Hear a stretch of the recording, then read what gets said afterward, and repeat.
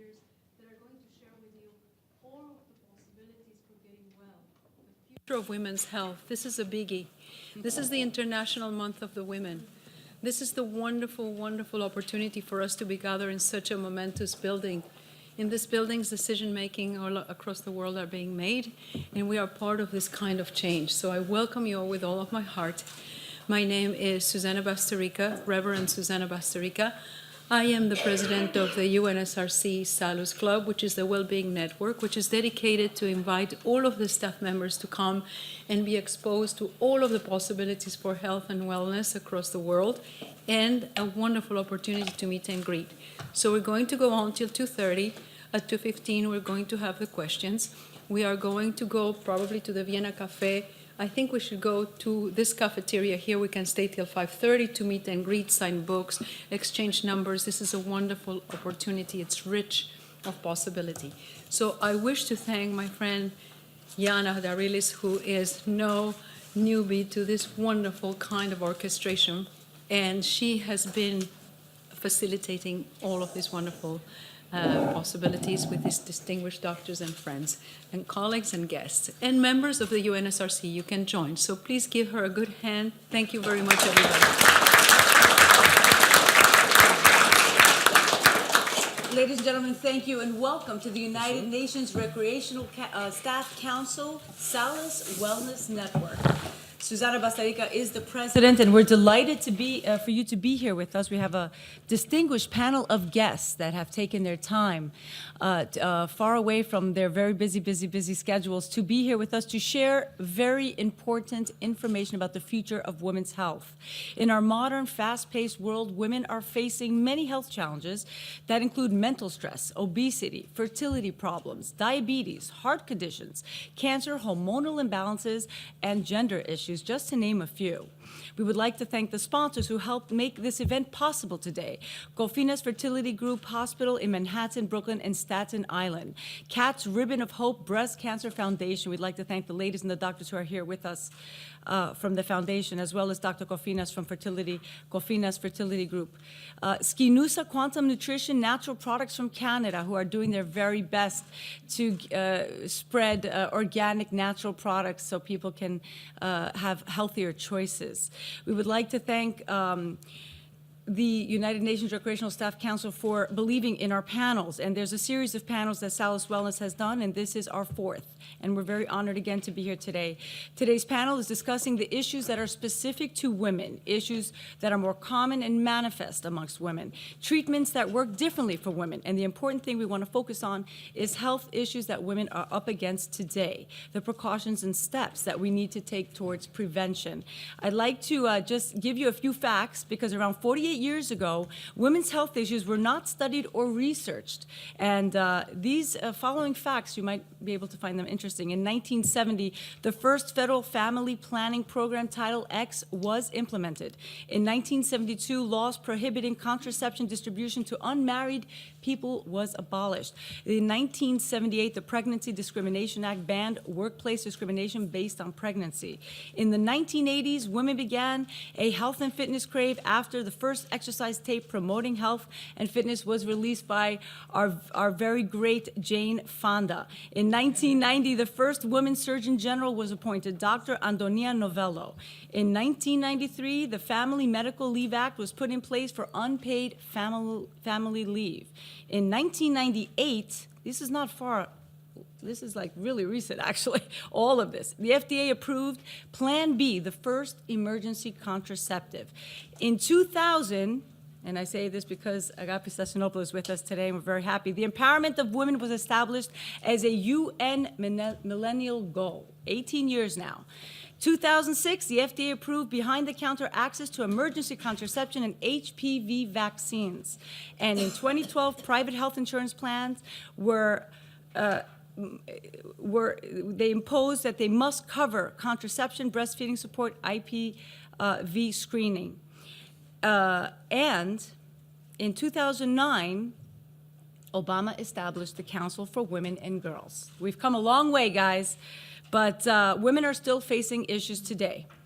We're going to move on, and I'm going to introduce you now each guest will be introduced under the topic. We're going to move into heart disease. And the first topic we're going to tackle is heart disease. And we're honored to have with us today Dr. Eva Kosta from NYU's Langone Women's Center. She's a cardiologist in New York and affiliated with NYU Langone Medical Center. She received her medical degree from Albert Einstein College of Medicine, Yeshiva University, and has been in practice for more than 20 years. She's one of 218 doctors at NYU Langone Medical Center who specialize in cardiac disease. Dr. Kosta, welcome. You will be very surprised to know that breast cancer is not the #1 health risk women are facing. It is heart disease. 27% of all female deaths are attributed to heart disease. It kills more women in the United States than all forms of cancer combined. It equals to approximately 500,000 deaths in women annually. High cholesterol is prevalent amongst women and stress leading to many complications. Stroke is also posing a very significant risk to women's health in the United States, and it is not only responsible for 8% of all female deaths, but it is the leading cause of long-term disability in the United States. Women are more often affected by this condition than men. These are facts that really a lot of people are not aware of. 55,000 more women than men have strokes each year, and 60% of the total deaths in women are because of strokes. So, ladies and gentlemen, Dr. Kosta, welcome again, and we'd like you to give us a little bit of insight on the higher risk for cardiovascular disease. Who is at high risk for cardiovascular disease, and why are women suffering from cardiac diseases? I think we're all at high risk for heart disease, particularly women, but there's some very basic, we're all very stressed because we're trying to balance life, family, and that adds to it. But the bottom line is it's high blood pressure, weight, diet, cholesterol, all the basic factors that go into well-being. So it's men and women as well. Also, women present differently than men. They might present with indigestion or extreme fatigue, but most of them will have a chest pressure and have the classic symptoms. So we're just prone to heart disease like anybody else, but we don't expect it. We don't expect it to happen. And we could do a couple of things to stay safe. We could lower our blood pressure. We could do it by exercise, diet, DASH diet, nutrition, which is going to be discussed here. We could know our numbers. What's your LDL? What's your HDL?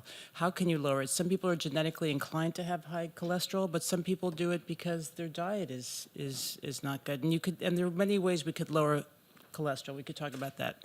And exercise is very important. 10,000 steps a day, 5 days a week.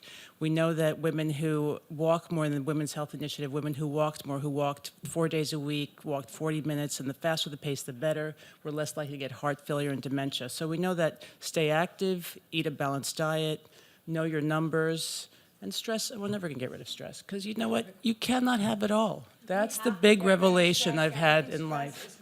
Yeah, you cannot have it all. So you have to figure out how to balance and have a life of moderation in a world where we can't have it all, but we're given it all now, and we have to learn how to reformulate it for the next generation. I mean, the generation before me couldn't go to medical school, couldn't go to law school, couldn't do this, couldn't do that. Now but the generation following me has to learn how to balance all this. It's not easy, but we can't miss the basics: cholesterol, blood pressure, diet, exercise.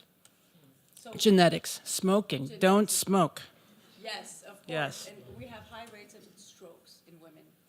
Can you tell us a little bit, why are women more prone to stroke? I'm not sure why women are more prone. It could be hormonal partially. It could be our vessels are a little bit smaller and maybe more. I'm not sure why women are more prone. I think we're both prone with age. Eventually we'll all have risk of stroke and heart attack. What is your list for annual checkups? What is it that you advise women to do annually?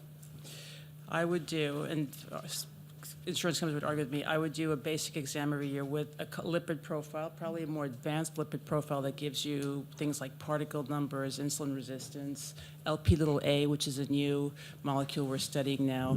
So I would do a basic lipid profile, but I would do that every year, but a more advanced one that'll risk stratify you. I would monitor my blood pressure. So, a couple of times, once a month, go in and monitor your blood pressure, see if it's high. You'd be surprised. I would try to have a life of moderation, but include fruits and vegetables in your diet every day, so nutrition is important, and move. Moving is very important. 10,000 steps a day, 5 days a week, or whatever you can do. And and don't smoke, and don't do cocaine. That'll rip your arteries immediately. I mean, that's another stupid thing people do, right? Dr. Kosta, what are some of the signs that women can look out for that there may be some cardiac issues? Okay, so what I tell my patients, because obviously there's a classic, oh, there's someone sitting on my chest. That's the classic, and that's always a bad sign, especially if it comes with shortness of breath or sweating, or if it starts to move down your arm or your jaw. That's the classic, and most women do have those symptoms. The other thing that women have is indigestion. They have this relentless indigestion with nausea, sweating, and they ignore it. They think, oh, I'll take some Tums or I'll take some Mylanta, and it goes away. And it's something that, and usually cardiac pain nags you. It doesn't go away. The other thing I've seen in women is extreme fatigue. But how do you discern that? Because we're all fatigued. Fatigue where you just, I went and got my groceries and I had to take a nap. Like that kind of fatigue that starts to intrude. So intrusions, any kind of intrusion in your pattern. You used to walk 10 blocks, now you walk 5 blocks because you're more tired. Or there's something that's bothering you, it won't stop nagging you, that's another sign. And the company it keeps, if it comes with sweating, shortness of breath, palpitations, racing heart, all of that, you should be suspicious. We're going to have more time for questions at the end of our session here. 22% of female deaths is due to cancer, ladies and gentlemen, which is the second most dangerous threat to women's health, and it kills about 270,000 women in the United States annually. We're very happy to have with us Dr. Krysti A. Brown, PhD on obesity and breast cancer. We are also very happy that Cat's Ribbon of Hope was one of our major sponsors today, helping us make this event possible. We'd like to thank Katerina Raptis and Despina Yarian for being here with us, doing great things for women who suffer from breast cancer. Dr. Brown is an assistant professor of biochemistry in medicine at Weill Cornell University. Medicine. She obtained her PhD at the University of de Montreal in Canada in 2006, and she focused on understanding the regulation of hormones during the ovulatory process. During her postdoctoral fellowship, her research was aimed at understanding the molecular link between obesity and breast cancer via the regulation of steroid hormone production in breast fat. Her current work continues to explore mechanisms whereby obesity leads to the increased risk of breast cancer, as well as utilizing this information to identify novel therapeutic approaches. Dr. Brown has published 55 reviewed articles and 2 books and has been invited to be a speaker at over 60 conferences and events. Dr. Brown, welcome. Thank you. Breast cancer is not only the most deadly cancer. From what I understand, it is also lung cancer. Just following up with Dr. Kosta said, stop smoking. It claims approximately 70,000 lives annually, and of course mostly due to smoking. Breast cancer and ovarian cancer is the second leading cause of cancer deaths, and the 2 of the most common cancers that are affecting women today. The latest global figures report that around 500,000 women die from breast cancer a year, and 500,000 women die from ovarian cancer a year. I mean, what can you tell us in a few words? First, can we describe a little bit, and let's tell the audience, what is cancer? What does it do to the human body, and who is prone to it? Okay, so cancer starts when our own cells mutate, and then they acquire this ability to multiply more rapidly and in an uncontrolled way. So our body isn't able to recognize them as being something that's, bad or unhealthy. And when these cells start multiplying, they form masses, usually at the site where those cells originated from. But they can also become more aggressive and spread throughout our bodies. And it's really when, these cancer cells start multiplying in our vital organs that the challenges become more important as far as the management of the disease, but also, the consequences to the lives of these patients. I mean, it's been plaguing humanity throughout the ages. What are some of the scientific breakthroughs that you can share with us about cancer? So there have been many scientific breakthroughs, and I think these often help, change the course of the disease. If we think of, the Pap smear and the HPV vaccine, that has had a huge impact on cervical cancer. As far as, screening and mammograms and early detection of breast cancer.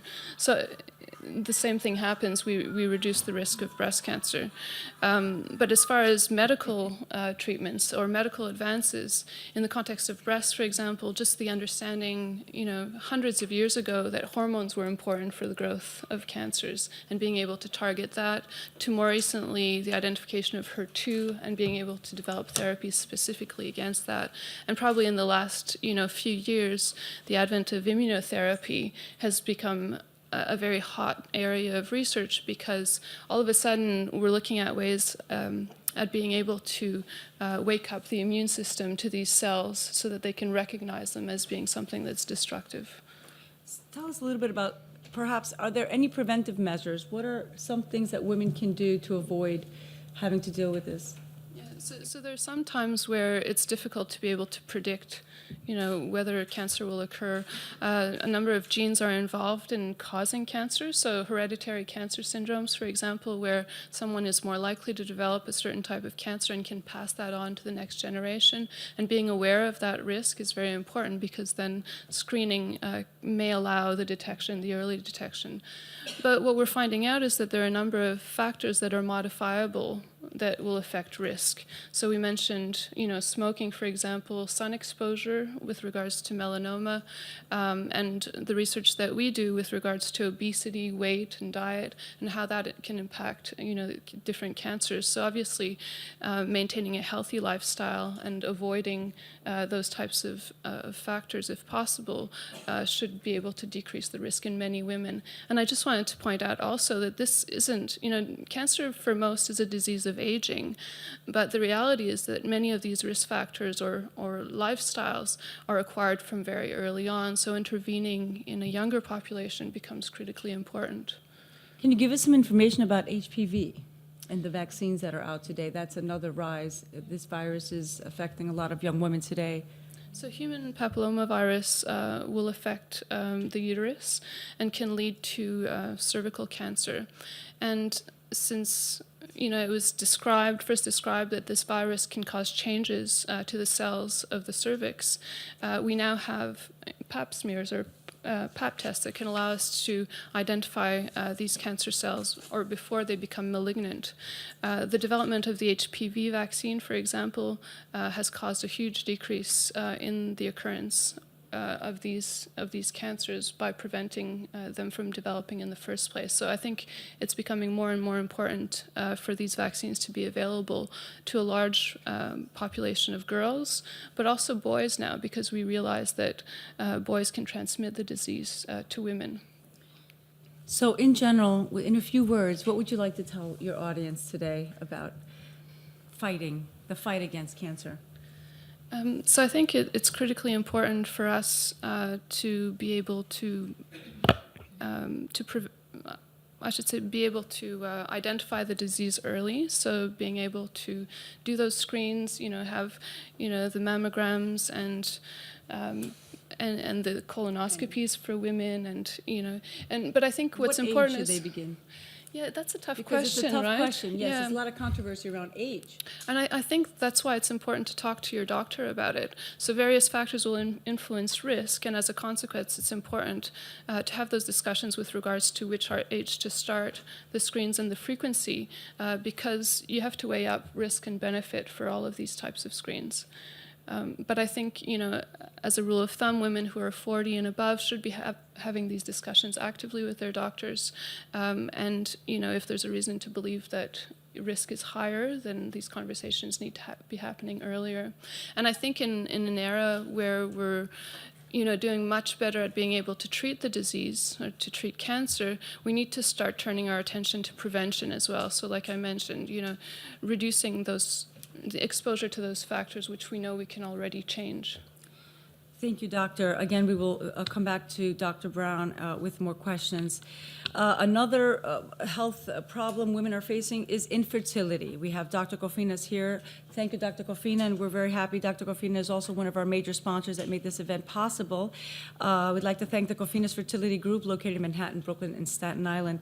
Dr. Koffinas is making leaps and bounds in the fertility world. He's a reproductive endocrinologist and is a compassionate leader of the Koffinas Fertility Group. He's a distinguished author on fertility medicine, and Dr. Koffinas uses his in-depth knowledge and sharp intuition to help thousands of couples start families of their own.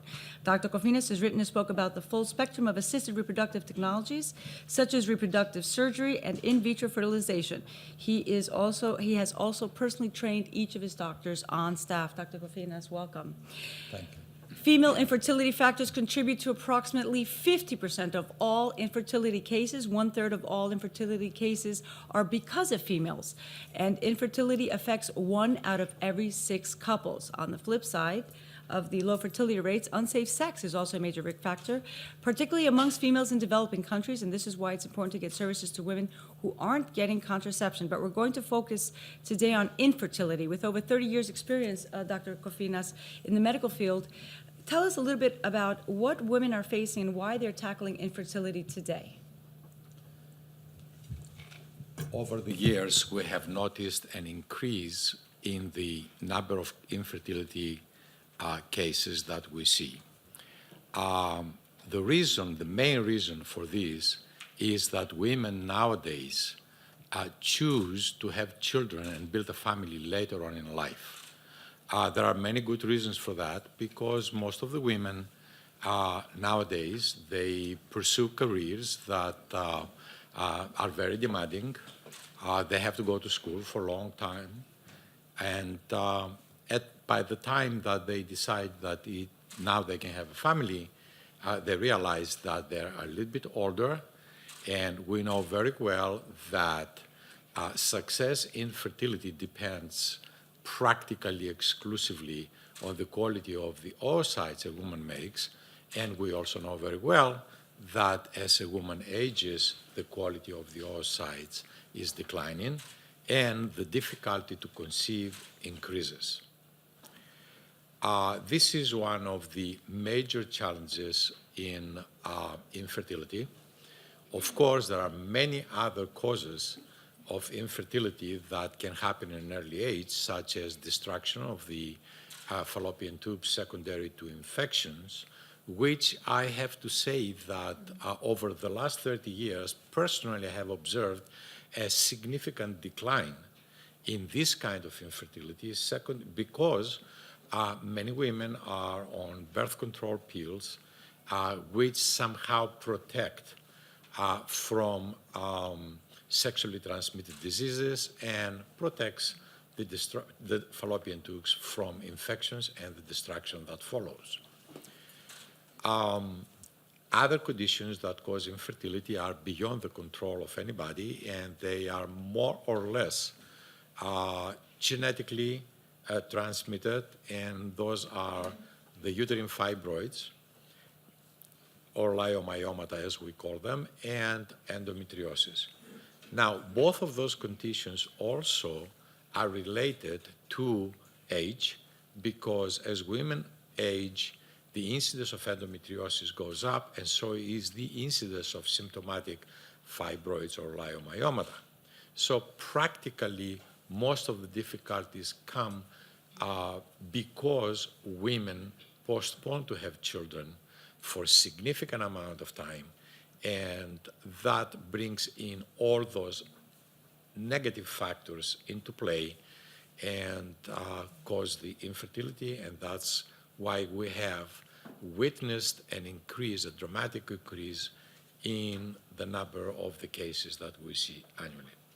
Are there any external factors correlated to infertility, such as toxins, types of food, lifestyles that are affecting the health of a woman? Yes, there are factors. One, and the most important factor of all, external, which we have no way of controlling, is stress.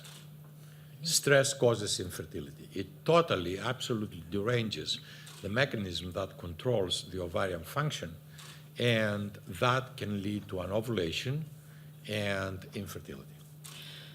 Other factors, you mentioned toxins and food. I don't know about food that much. I believe that organic food is better than a mass-produced fertilizer food, but toxins, yes. We live in an environment that is loaded with toxins. Toxins that we cannot even suspect that they exist, and they can affect everything in reproduction. So can we control them? I don't have an answer to this, but I do know that we live in an environment full of toxins. Doctor, what age do you recommend that women that are not ready to have a family or pursuing a career, what age do you believe that they should be freezing their eggs? Well, basically, I believe that women should plan to have children at an as young age as possible. That's not only to protect them from losing their ability to have children, but also the rate of complications during pregnancy is much, much lower in young women than it is in older women. That's a wishful thinking, of course, because in order to accomplish that, we will just have to put half of the budget into supporting women that they want to have children early and later on develop a career. But that's impossible. We all know it. After all, women want to be independent financially and everything else before they make a decision to go into getting married or building a family. So we do have, however, ways of bypassing this problem nowadays. In the last decade, one major breakthrough in our field was the ability to vitrify the oocytes, eggs of women. Vitrification is a technique which allows us to freeze the eggs without destroying them. It was a huge leap forward in the prevention of fertility. Now, unfortunately, it's not well known by the young women that this technology exists. And something else also that is not known is that it's not as expensive as the in vitro fertilization. It costs much less. Of course, it is still expensive. It's not covered by any insurance, and everybody has to pay out of their pocket. To contribute to the availability and affordability of this, most of the fertility centers in the United States have reduced the price they charge for oocyte freezing down to the bare minimum to practically just cover the costs, because in our discussions we all believe that we should give the opportunity to women that they want to pursue a career and they just want to postpone childbearing to somehow stop the clock, to freeze their eggs and have a form of an insurance for later on when they will decide to have children and their ovaries will not be responding by producing quality eggs. Dr. Koffinas, what is your advice to women today about wanting to start a family? I said, have a family as early as possible. But, I mean, let's be realistic. In today's world, that's not going to be easy. Give them a few pointers. What should they look out for? Should they be, testing annually to see if...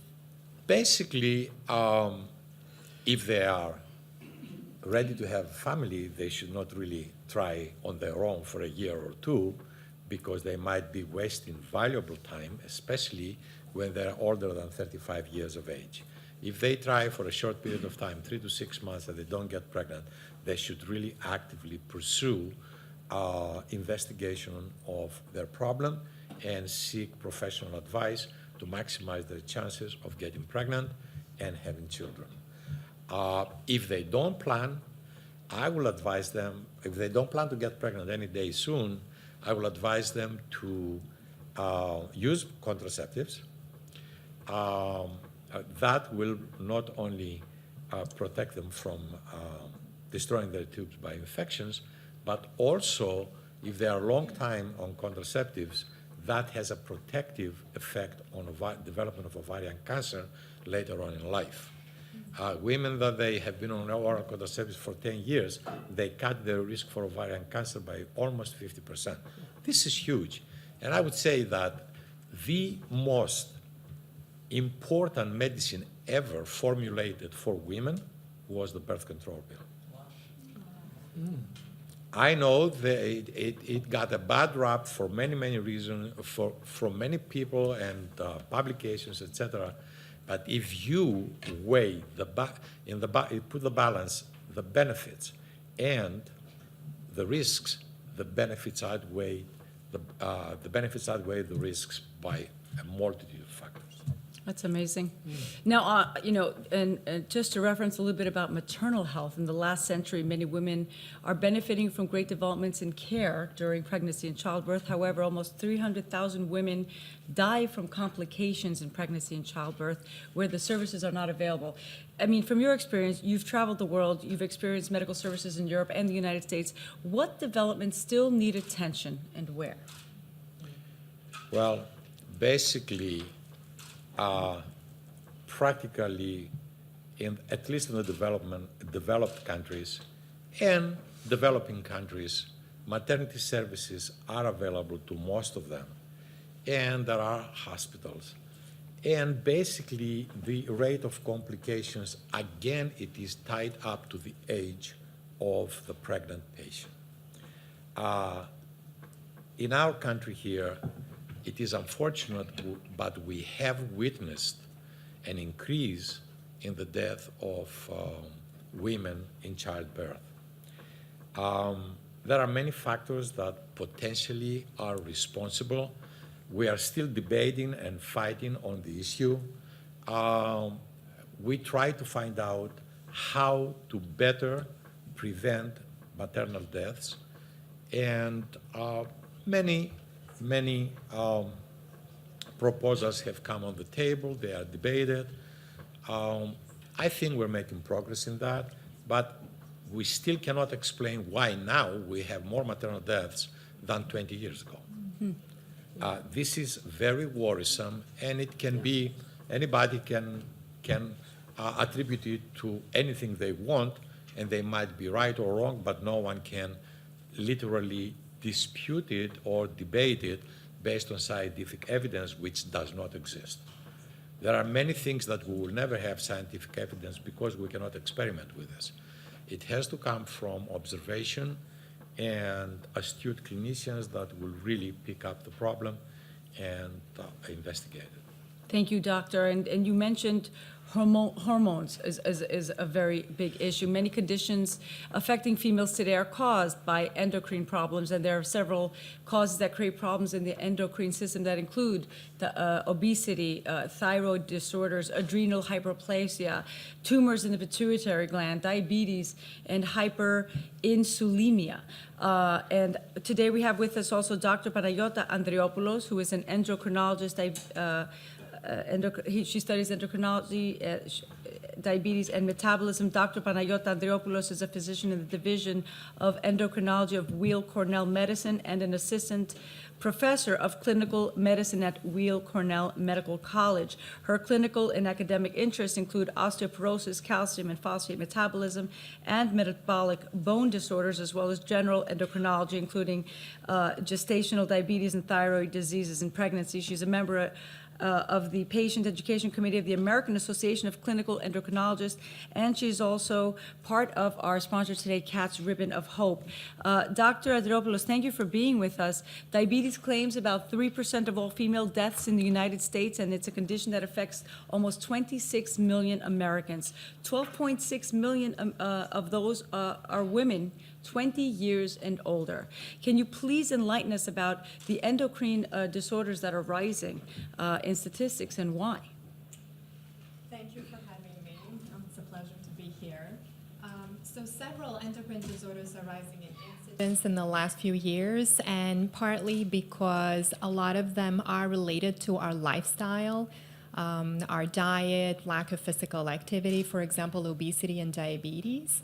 And others are related to aging. For example, osteoporosis is a disease of aging, as is diabetes partly as well.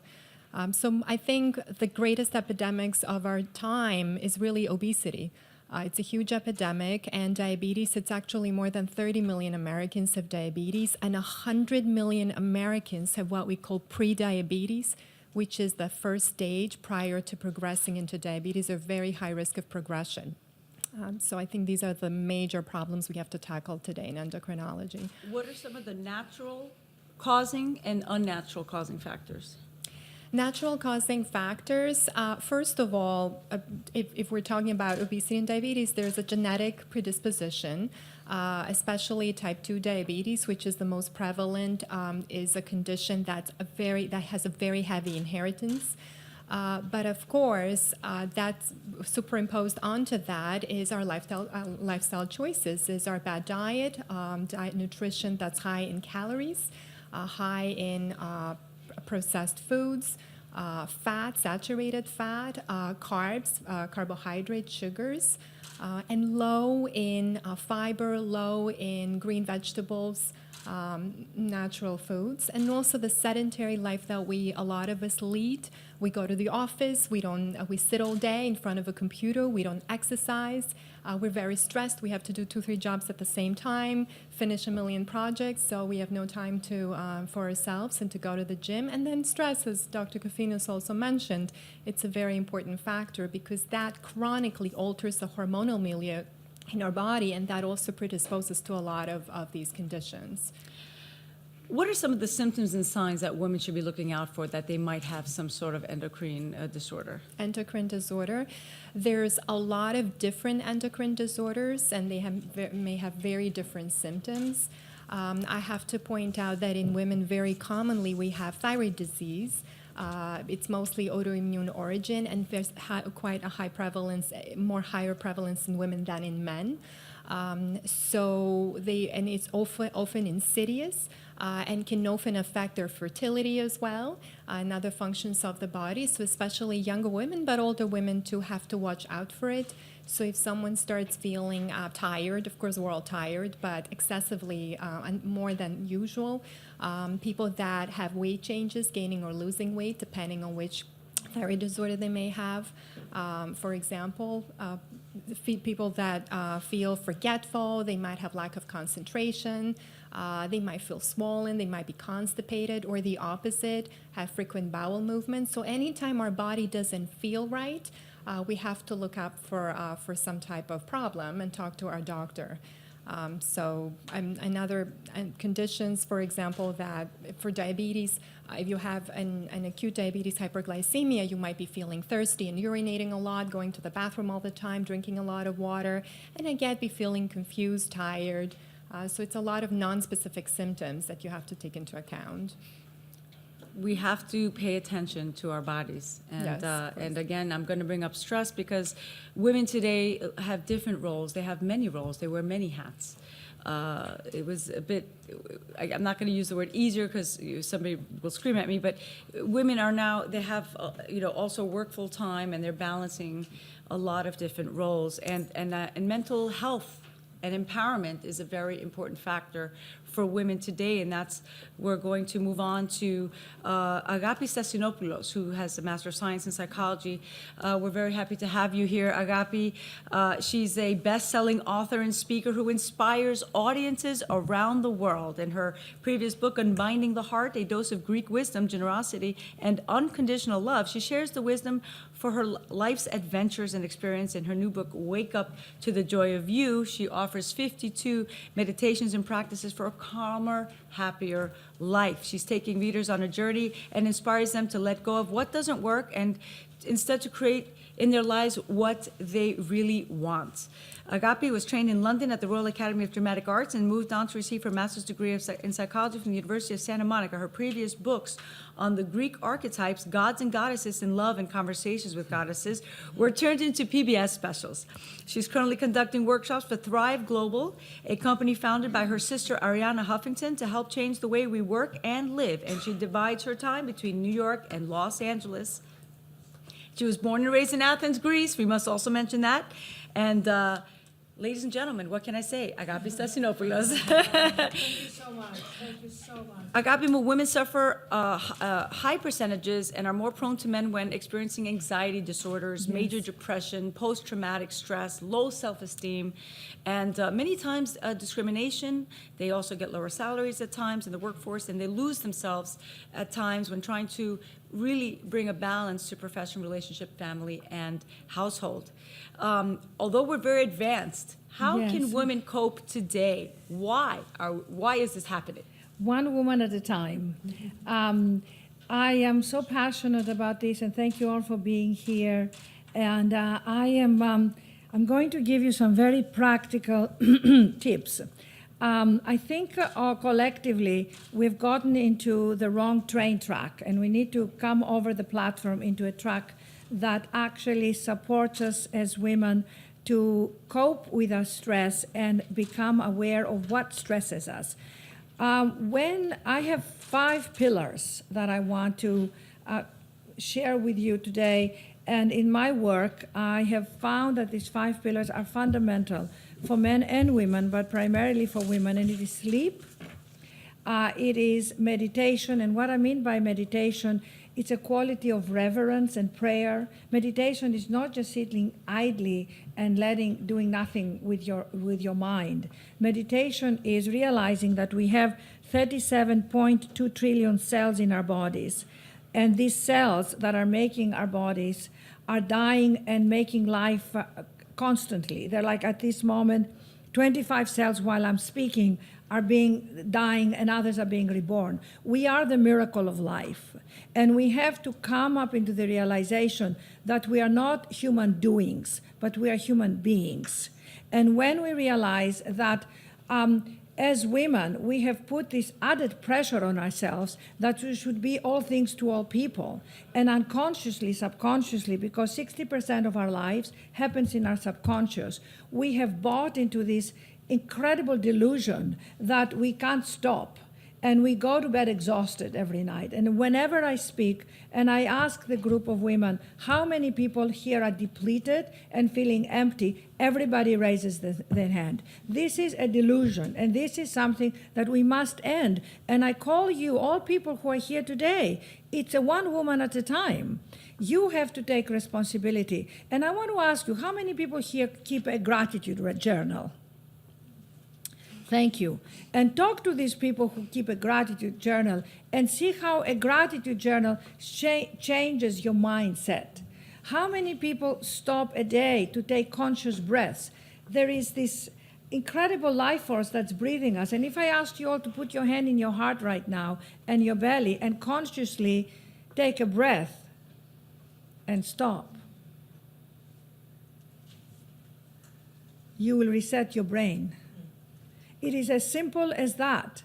We don't have to buy into the delusion that because men are bringing this stress level that we have to catch up with them. We have forgotten our wisdom. We have forgotten that women are these amazing goddesses. We have compassion and wisdom, and instead we started to compete with men. If we step into our mighty power, men are going to bow down to us and kiss our feet. I really mean it, and they should.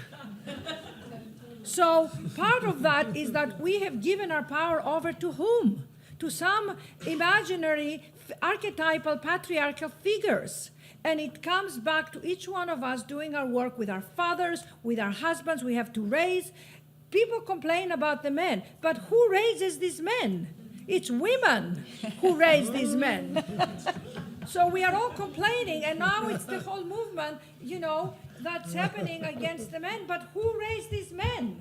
We call forward the mothers and say, raise these men to respect, to have reverence for the women, and to tell them not to compete with us and us not to compete with them.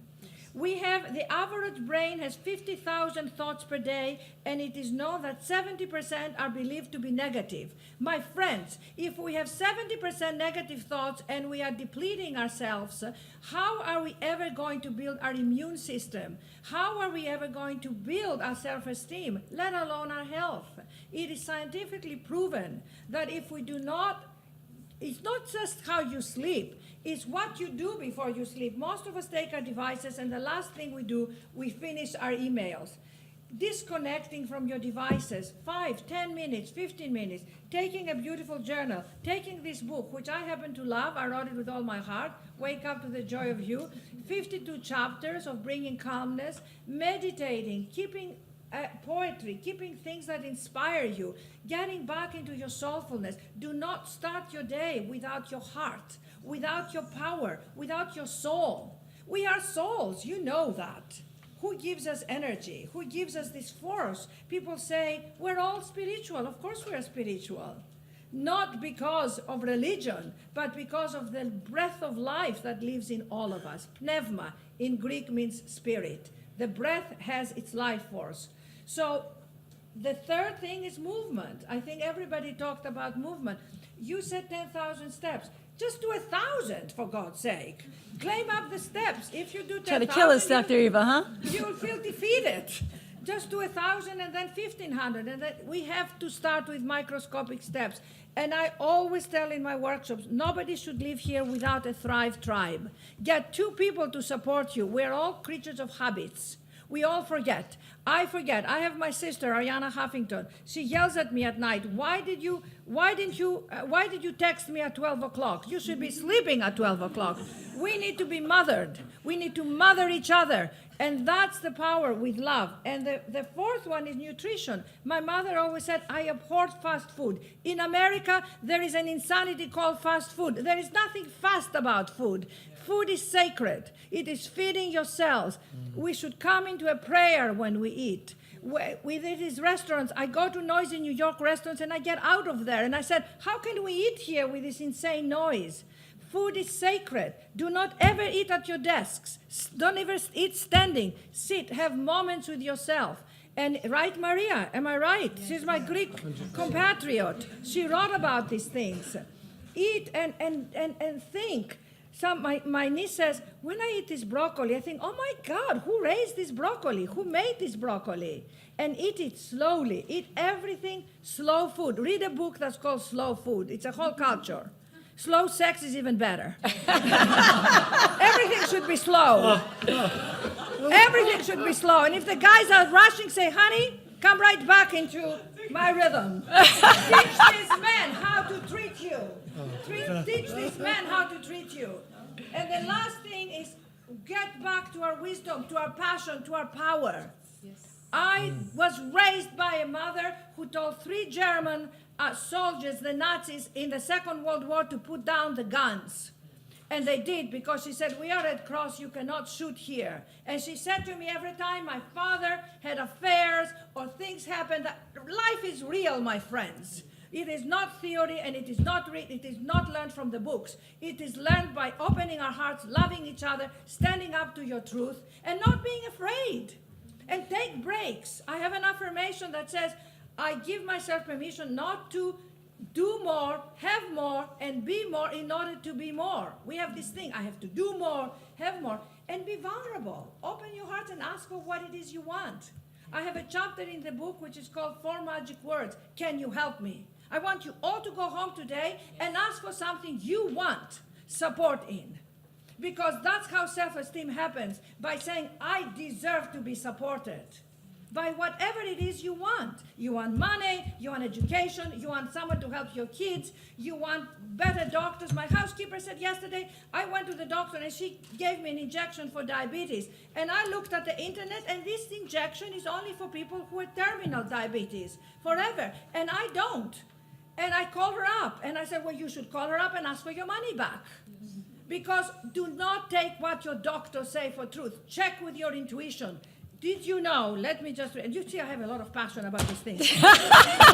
We need a whole conference room. The brain in your head isn't your only brain. There is a second brain in your intestines that contains 100,000 neurons. Gut bacteria are responsible for producing over 30 neurotransmitters, including the happy molecule serotonin. Learn about your gut. Your gut knows everything. Have a journal, write your books, tell your story. Each one, there's no one more important than anyone else. We're all equal, we're all the same, and we're all going to die. But in the Amen. meantime, we're alive. So let's celebrate our aliveness and opa to all of us. Bravo! I mean, she said it all. I mean, advice for the Renaissance woman today. Ladies and gentlemen, thank you, thank you, thank you, Agapi, thank you. Ladies and gentlemen, we move on. I mean, after that, I mean, she's really, you know, I've lost my words. I'm ready to get up. Okay, so basically, self-empowerment and no low self-esteem. We need to get out of our low self-esteem. And, you know, aging has always been a concern for women because unfortunately, that's just how we are in recent years for men. And to put it simply, we don't like aging. But it is something that we have to accept and accept it naturally and accept our beautiful wrinkles and that time along with us. But you know, there's a lot of new breakthroughs in anti-aging methods, procedures, techniques, and therapies in plastic surgery. We all know that today's 40s is the new 30s, and the new 50s is the new 40s, and so on. So records of cosmetic surgery actually goes back to about 2500 BC. And reconstructive surgery was performed in India about 800 BC. And the specialty of plastic surgery really began to develop after World War I, when many reconstructive procedures were created. And so, in general, cosmetic surgery procedures like facelifts and rhinoplasty were performed several decades later, but they gained a lot of popularity in the 70s and 80s when women said, hey, I want to change, or I want to, you know, kind of make myself look and feel better. Dr. Diktaban is here, the master plastic surgeon. He has been, he's a board-certified plastic surgeon located on the Upper East Side in New York for over 35 years. Dr. Diktaban has made his life work to enhance the natural, and I use the word natural, beauty of his patients in the Upper East Side surrounding areas of New York. As a double board-certified plastic surgeon, Dr. Diktaban provides the ideal blend of realistic, aesthetic, and safe cosmetic treatments. Dr. Diktaban, thank you for being with us. Thank you. There's a lot of role models today that have actually taken procedures to the next level, but we want to bring it down and tone it down. Tell us a little bit about, enlighten us on some of what's going on today with anti-aging and how women can look and feel better. I mean, when I first went into practice over 30 years ago, it was surgery and there were no other options available. Okay, we're good. Today, we have so many options to treat cosmetic issues, reconstructive issues at our disposal. I followed the trend in terms of incorporating non-surgical and minimally invasive modalities into my practice. Things like Botox we're familiar with, lasers, minimally invasive radiofrequency devices. It's changed dramatically. The only difficulty, there's so many options, it's like a big menu. So I find that my consultations take a lot longer because there's so many options. Patients, obviously, I personally think have too much information on the internet. It's hard to digest all of it. I can tell when a patient comes in for consultation whether they've been on the internet or not. I can tell when they've had a second opinion before they came to me. You can just tell by the lingo and the attitude and how they drop certain words. In general, just a little aside on the internet, in general, the positive things that people read and see on the internet tend to roll off as if it's Teflon coated. The negative things stick like Velcro. And sometimes I almost feel like in a consultation, I'm put on the defensive to justify what I really know are the truths. On a different note, the word stress has come up repeatedly today. I look at patients not as body parts. It's not just a nose, a face, a breast, a tummy. It's very easy to get trapped into that and say, okay, what are you here for? I had 3 kids. I don't like the way I look. And okay, and just take it from there.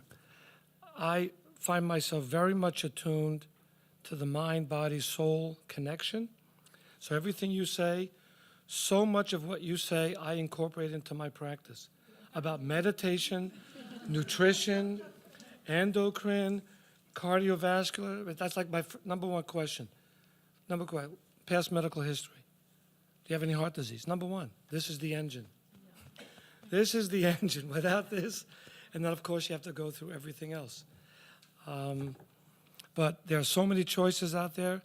Now, free radicals, antioxidants, peptide therapy, genetic coding, that didn't exist a couple of decades ago. So we're making tremendous progress, but you have to make sure you're in the right hands. And it's not just me.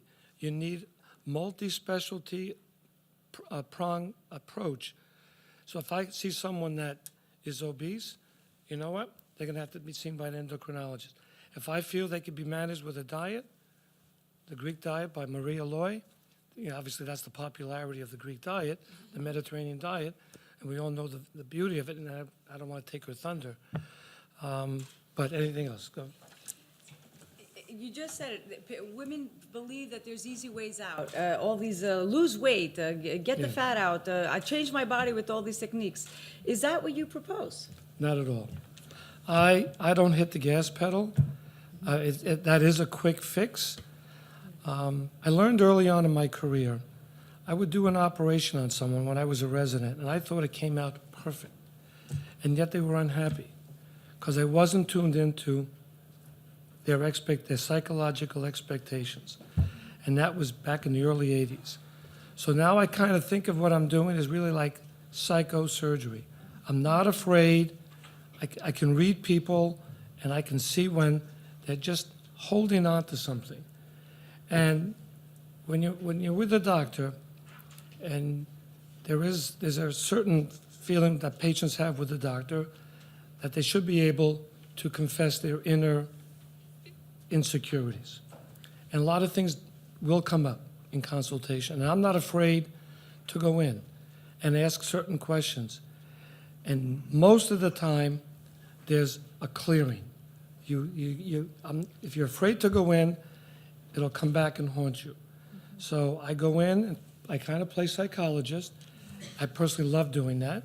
And it's so rewarding because now it'll either come that we get to that clearing, and then they can go ahead and have whatever treatment or procedure, or I'll just say, you know what, you're not a candidate for this. And they'll recognize it themselves and say, thank you, and, and move on.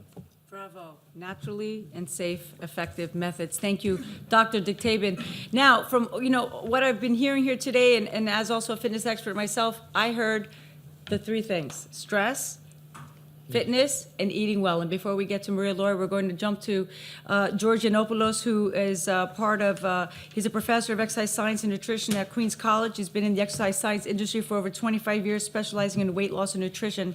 George is also trained and worked under some of the founding fathers of exercise science and has developed various medical and health spas in Greece. George, from everything you've heard today, all I can tell you is we know we're having an obesity problem. The mortality rate is rising in both men and women, unfortunately.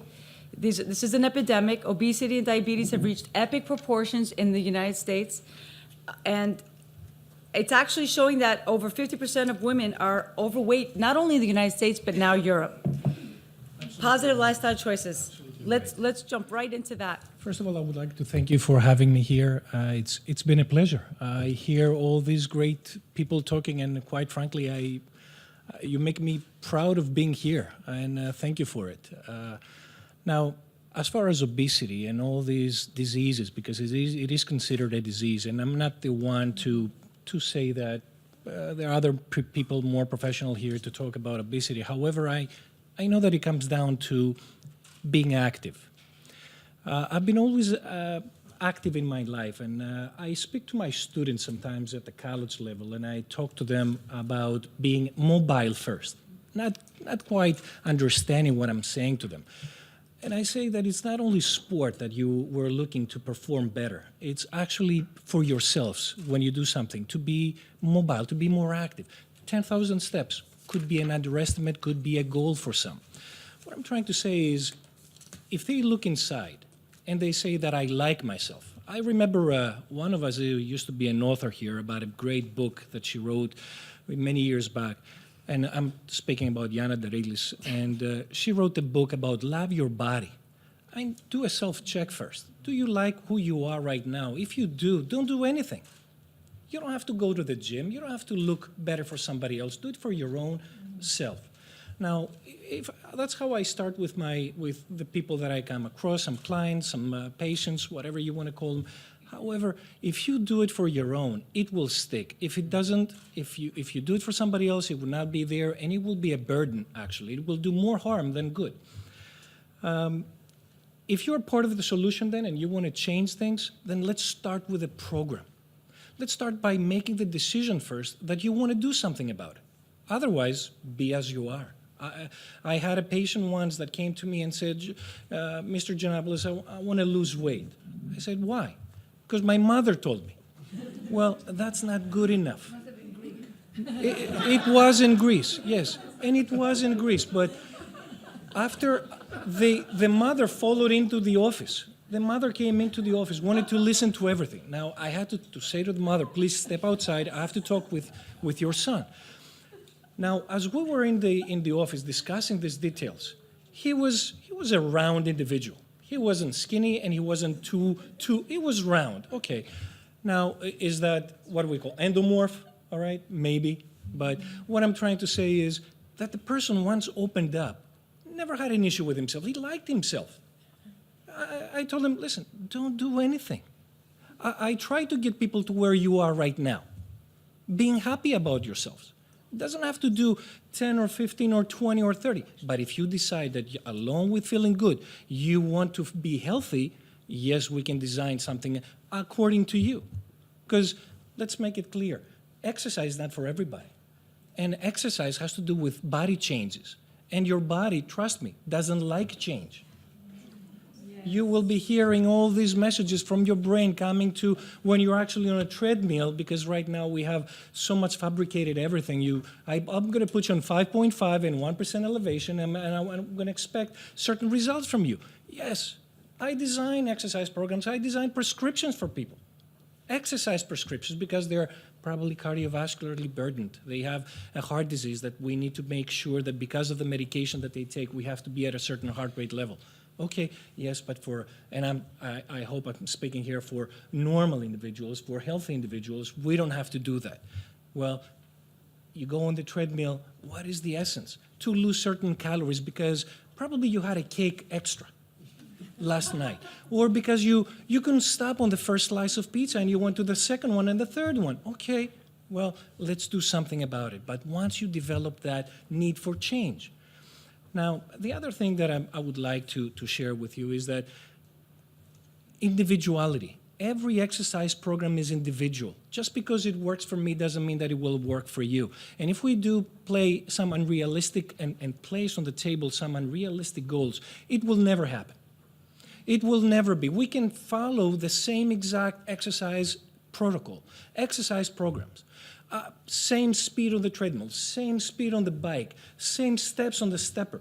I will respond differently than you. And then we're all going to blame our trainer. Because I urge you all to go to a trainer who's certified, go to your doctor to get some clearance, because you don't want people walking into the gym without having a certain indication of a problem. So the doctor will say, yes, I would like my client to follow up with an exercise program, but the doctor will do a pre-screening for that trainer, for that exercise physiologist, for that exercise specialist, for that sort. You shouldn't trust all the information that you read on the internet. And I will agree with a doctor that mentioned this before. Everybody's an expert today because we own an iPhone or a Samsung. But George, the bottom line is, it's just we want people to take charge of their life. Exactly. To incorporate an exercise program that's going to lead you to a pathway of health and fitness, and of course adopt a nutritional program. And since antiquity, people living across the Mediterranean coast have been eating natural, healthy, high-fiber herb diets that include fruits, vegetables, and quality of fats and proteins. And I'm going to pass it on to Maria Loy, who is the official ambassador of Greek astronomy and appointed by the Chef Club of Greece, and has opened Loyas Teatorio, Chef Loy's menu. It features natural, healthy Greek dishes. Chef Loy, thank you for being with us today. Thank you.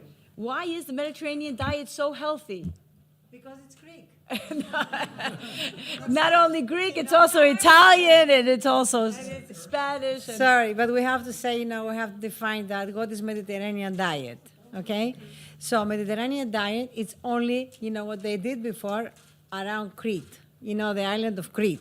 It was nowhere else, okay? Not even in our village. And I agree with you said, doctors. I agree with all of these nice doctors. That's the first time, congratulations, that we have a panel that really, it's really very nice and very good. So I don't have to say the same things. Food is medicine. Who said that? Hippocrates. We don't have to say like he was Italian. Sorry, no, okay?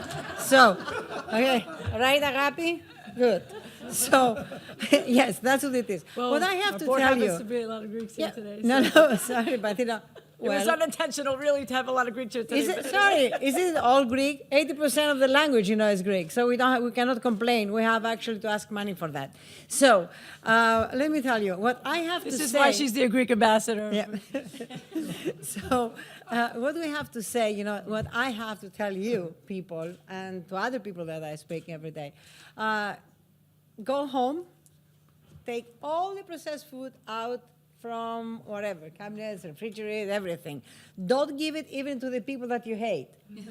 Recycle, okay? That's the first thing that you have to do. And think, what I have to eat, okay? Why I have to be healthy? In the mind, in the guts, because it's not only, like, we have to be like 50 pounds or anything. I agree with you. You have to like yourself, everything. Of course, in order for me to like myself, I visit like once every 2 months to check my face. Yeah. Yes, I do. It's the truth. So even though that I put tzatziki on my face and this amazing mask, yes. My tzatziki in Whole Foods is #1 sale.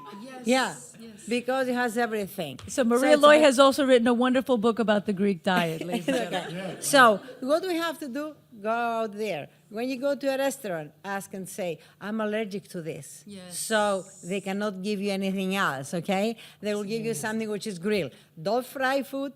Base, your diet on olive oil, yogurt, wok. That's what it is. That's why the Mediterranean diet, which I think from next year will be Greek diet. And it is because in US they put it Mediterranean diet above Dutch diet. So this is good. Sorry, Miss Cardiologist, but we're going to beat that too because it's for diabetes, for obesity, for everything. And I believe you know that. Okay, it's the best ranking. So I don't have to tell you anything else. They said everything. Ladies and gentlemen, what we want from you and what this panel wants from you is to take charge, ladies. Take charge of your lives, educate yourselves, take care of yourselves. You don't feel good, go find out why, but everything begins from within. Everything. As the ancient Greeks said, I'm sorry I'm mentioning it again, the mind, body, and the soul are one. And when things don't function, something breaks down. So, hug a lot. We'd like to thank our panel for being here today. We'd like to thank the president of... not being loved. Find somebody who loves you and love yourself, or come and we love you. Yes. It's not about love. Yeah, behind is Maria Bernardes, who writes books, everything, for health. We have a lot of wonderful people here today. Every day she comes in and says, oh, hi. I say, filakia, kisses. Love, hug, happiness, and health to a pathway of health and a great happiness because of course the purpose of life is the pursuit of happiness, and in order to be happy we have to feel good all the way around. Go to Greece. Thank you, distinguished panel. We'd like to thank Susana Basttarica for organizing this and bringing us here today. The Salus Wellness Network focuses on bringing the awareness to health and peace on the planet. Susana Basttarica, thank you. Yanna. Thank you, Yanna.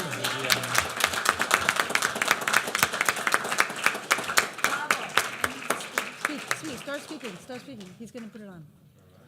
Hello, everybody. Thank you very much. Hello. I think. Yes. Hi. Thank you very much for being here. This was an amazing, informative afternoon. I thank you from the bottom of my heart. Very seldom can such distinguished people come together and offer us their expertise for free. Usually consultations like this take a lot.